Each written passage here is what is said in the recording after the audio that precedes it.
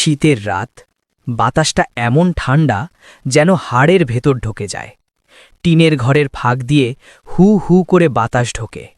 বিছানায় একটা পুরনো কাঁথা, ছেঁড়া, পাতলা, তবু সেটাই সবচেয়ে দামি জিনিস। ঘরের এক কোণে 3টে বাচ্চা গা ঘেঁষে শুয়ে আছে। ঠান্ডায় কাঁপছে, কিন্তু কেউ অভিযোগ করছে না, কারণ তারা ছোট থেকেই শিখে গেছে কষ্ট মানেই চুপ করে সহ্য করা। মা ছোট ছেলেটাকে বুকে জড়িয়ে ধরে, আর দুই পাশে 2টা মেয়ে মায়ের শরীর আঁকড়ে ধরে থাকে। একটা কম্বলের নিচেই পুরো পরিবারটা রাত কাটায়। এই রাতটা শুধু শীতের না, এটা বেঁচে থাকার লড়াইয়ের রাত। খাবার জোগাড় করাই যেখানে কষ্ট, সেখানে শীতের নতুন কাপড় স্বপ্নের মতো।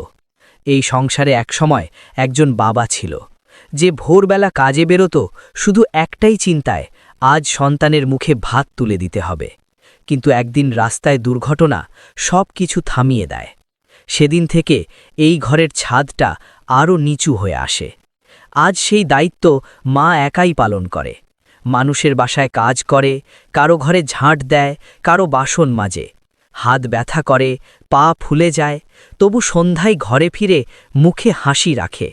কারণ মায়ের একটা মাত্র আশা, আমার ছেলেমেয়েরা বড় হলে আমার এই সংসারেও একদিন সুখের আলো ফুটবে।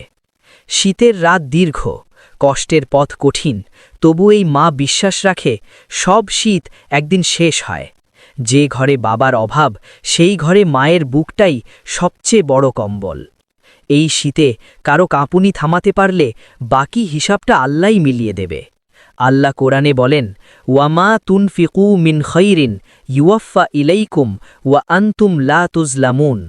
বাংলা অর্থ, তোমরা যা কিছু ভালো কাজে ব্যয় করো তার পূর্ণ প্রতিদান তোমাদেরকে দেওয়া হবে, আর তোমাদের ওপর কোনো জুলুম করা হবে না। সূরা আল বাকারা 2-272।